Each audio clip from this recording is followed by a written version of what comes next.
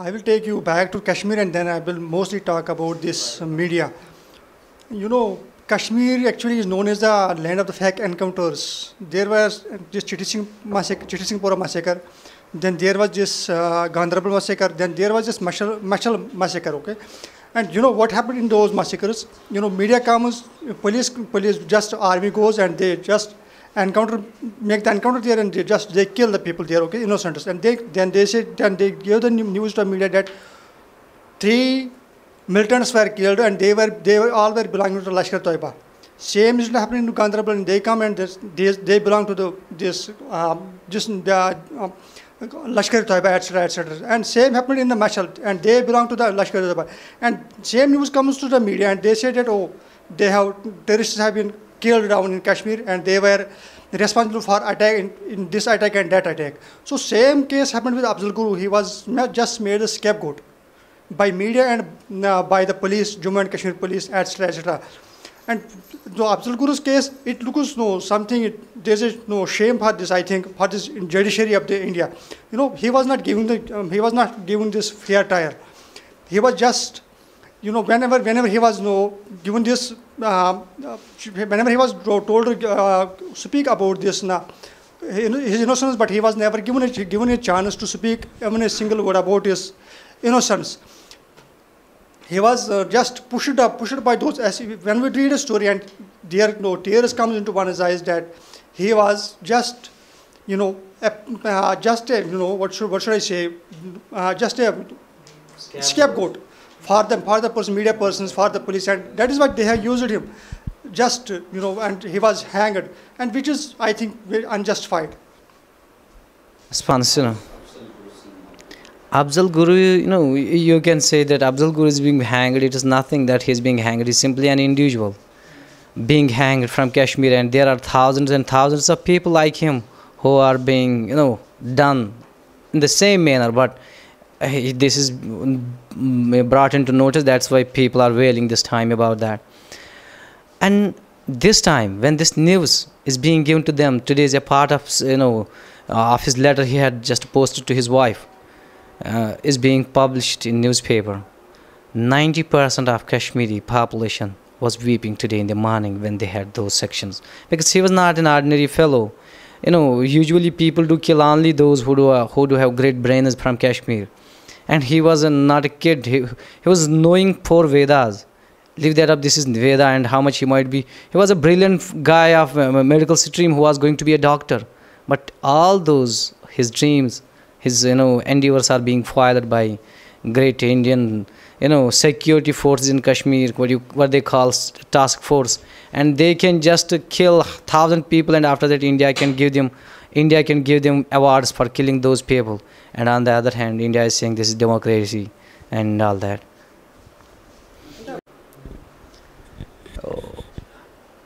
Well, when you speak of this, great comment, these great puppets do say that they were after that this news is not going to sell on that day, and that's why they stopped to publish that. I was just reading yesterday, and from last 1 week I was just reading about nuclear weapons and nuclear bombing in Nagasaki. And everyone knows when a country or a state or any part of patch of earth is disturbed, and when there is nothing to be heard, when curfew is there, at that time what people prefer, what is the main food of all those people is nothing but news. Want to know what is happening around and beyond them. And in that regard, and can anybody expect that people were not ready to just chew that portions of news which newspapers were about to give them? And how in that way press, this newspaper was more likely to sell during those times, and yet Umar Abdullah is saying it is not going to sell, and that's why they have stopped to publish that. Well, when they are manipulating everything, and one more thing, one manipulation is that how then he accepted his guilt and he has attacked Parliament. I remember in my locality, one of the guys who is being accused of killing not less than 20 people. When he was once questioned, you have accepted you have killed these many people, he asked, You just give me only a clock or a stick and just leave a fellow with me in a room, and I will just make him to accept his father is his son, not he is the son of his father. And this is the same case with him, and Afzal has himself also expressed this thing in an interview to some reporter, which is not being published simply. And when after his death, that reporter got that, put that on some website, that he is being compelled, and his family is being behind, and that STF, you do not know, you haven't seen, we have seen him, and many times he is being exposed to electric shocks on his vital parts also. And how cannot a person accept that he has done anything? And I also believe I can do anything to save my own, at least now, even I don't bother about my life, but at least to see, save myself from pangs of that torture, which I remember what sort of torture they exposed to people in Kashmir. I have my example of my own village fellow who is being bombed, and we were able to locate his pieces. Only this part of his body we just collected, not this part, not this part, not this part, not this whole part. Was leg by leg, part by part we found in Kashmir, in different those areas where he was bombed. A simple fellow. Okay, but when you are just saying democracy and humanity, can anybody justify killing of this kind, torture of this kind? How come then, as such a fellow, poor fellow who is behind the bars, will not accept that he has committed this heinous crime? Whoever has committed this is a heinous crime to kill innocent people, parliamentarians. But can we expect that he will just speak what he wants to speak when he is being tortured like with such a brutalist, in such a cruel manner? That is, thank you. When you speak of this democracy and Afzal, it is, it reminds me what James Mill, what I spoke few days before also somewhere. James Mill, what he said centuries before about India, when they were just saying whether we should, introduce a sort of democracy in India, whether that human rights violation is there in India. And James Mill said, no, we cannot just do this, because the British model of democracy cannot fit into Indian system, because he said, James Mill and James Stewart Mill also says, India is a state where barbarians do live in majority. Very few people are there reasonable. Only in that regard, only dictatorship and sort of despotism will work. Because if you are just introducing democracy there, that big majority of barbarians will vote, and they will make a big barbarian government. That will be really very disastrous for humanity. And when you just a few days before this Afzal's judgment, to just satisfy those people who just have sadistic impulse of just killing those people, whose conscience can be satisfied by simply their sadistic conscience can be simply satisfied by killing an innocent, a fellow, a human being. I 100% find that what James Mill had predicted on the racial bias, on the basis of his racial bias, is completely just proving true this time, when India is just giving this model of democracy. Thank you. Okay, Afzal was not a leader. Afzal was not a big person or like an intellectual or somebody. He was not a great person also. He was just a common man. So that as non-Kashmiri, can I think that most of the Kashmiris who not even seen about Afzal, or even not even spoken about to him, are seeing Afzal as themselves, that they are getting hanged by the Indian government cheating and the way the conspiracy happened. So is it that people are seeing that more than Afzal, they see themselves getting hanged in Afzal's noose? Yeah, thank you for the question.